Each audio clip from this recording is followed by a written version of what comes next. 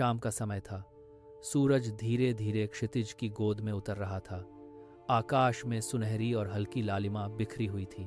घर के बाहर बच्चों की चहचहाहट सुनाई दे रही थी और रसोई में चाय की केतली से उठती भाप पूरे घर में अपनी सुगंध फैला रही थी।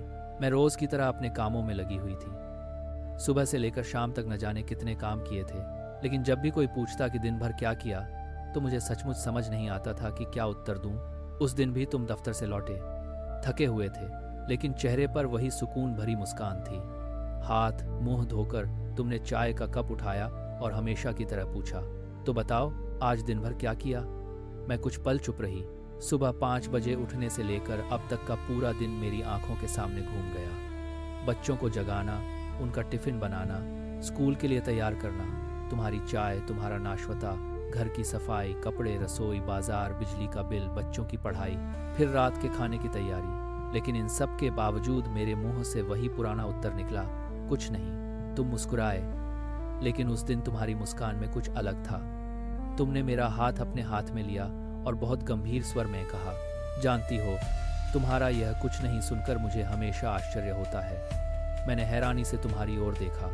तुम बोले, तुम जिसे कुछ नहीं कहती हो वही तो इस घर की सबसे बड़ी पूंजी है। मैं चुप थी। तुम आगे कहने लगे, सुबह जब मैं नींद में होता हूँ तब तुम जाग चुकी होती हो। सूर्य की पहली किरण से पहले ही तुम्हारा दिन शुरू हो जाता है। सबसे पहले पूरे घर की चिंता तुम्हें होती है। मेरी चाय में तुम केवल चीनी और दूध नहीं मिलाती, उसमें अपने स्नेह की मिठास भी घोल देती हो। बच्चों के दूध में केवल स्वास्थ्य नहीं, उनका भविष्य भी घुला होता है। उनके टिफिन में केवल भोजन नहीं, माँ का प्रेम और आशीर्वाद भी रखा होता है। मैं तुम्हारी बातें सुन रही थी और मन कहीं भीतर तक भीग रहा था।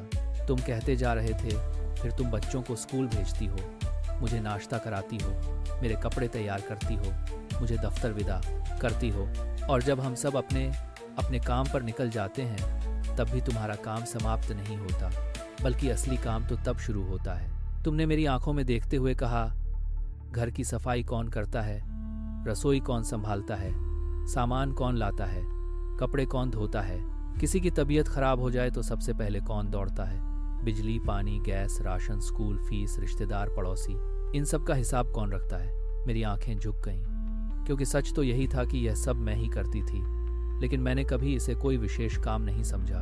तुमने कहा, और सबसे बड़ी बात जानती हो क्या है, तुम यह सब बिना किसी छुट्टी के करती हो।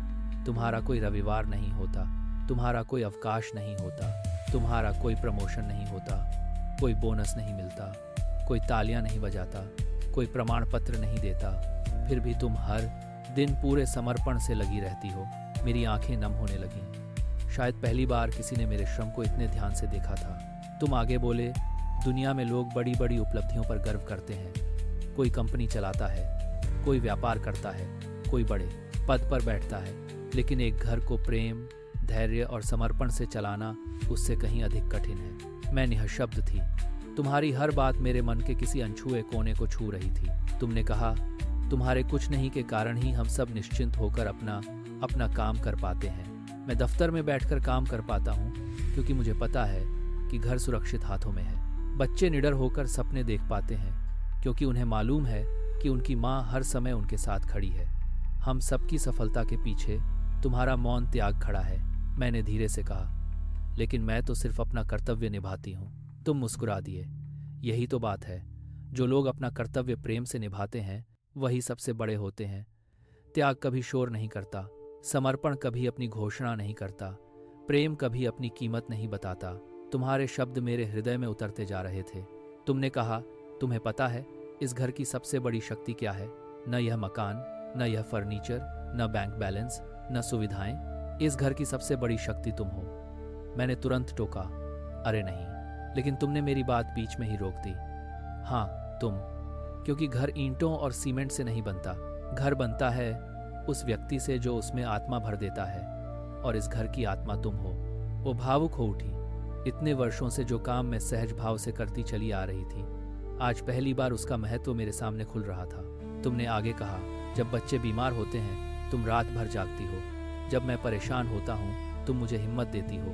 जब घर में कोई समस्या आती है तुम सबसे पहले उसका समाधान सोचती हो। जब हम सब थक जाते हैं तब भी तुम मुस्कुराकर खड़ी रहती हो और फिर कहती हो, मैंने क्या किया, कुछ नहीं। हम दोनों हंस पड़े, लेकिन मेरी आंखों से आंसू बह निकले। वे दुख के आंसू नहीं थे, वे सम्मान और अपनत्व के आंसू थे।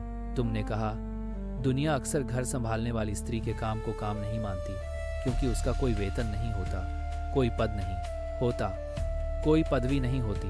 लेकिन सच तो यह है कि यदि एक दिन वह अपना काम बंद कर दे तो पूरे घर की व्यवस्था बिखर जाए। मैंने सिर झुका लिया। तुम्हारे शब्दों में सच्चाई थी। तुमने आगे कहा, तुम्हारा कुछ नहीं इस घर का आधार है, तुम्हारा कुछ नहीं हमारी निश्चिंतता है, तुम्हारा कुछ नहीं हमारी हिम्मत है, तुम्हारा कुछ नहीं हमारे सपनों का सहारा है, तुम्हारा कुछ नहीं ही इस घर की खुशहाली है। अब मेरे भीतर वर्षों से जमा एक अनकहा बोझ हल्का होने लगा था। मैंने महसूस किया कि प्रेम केवल उपहारों से नहीं जताया जाता। कभी कभी कुछ सच्चे शब्द भी किसी के जीवन की सबसे बड़ी पूंजी बन जाते हैं। उस दिन के बाद जब भी कोई मुझसे पूछता, दिन भर क्या किया, तो मैं मुस्कुरा देती, क्योंकि अब मुझे उत्तर पता था। मैं जान गई थी कि घर संभालना कुछ नहीं होता। यह एक ऐसा कार्य है जो 24 घंटे चलता है। यह प्रेम, धैर्य, त्याग और जिम्मेदारी का दूसरा नाम है। यह वह तपस्या है जिसका कोई मंच नहीं होता, लेकिन जिसके बिना जीवन का कोई मंच सज नहीं सकता।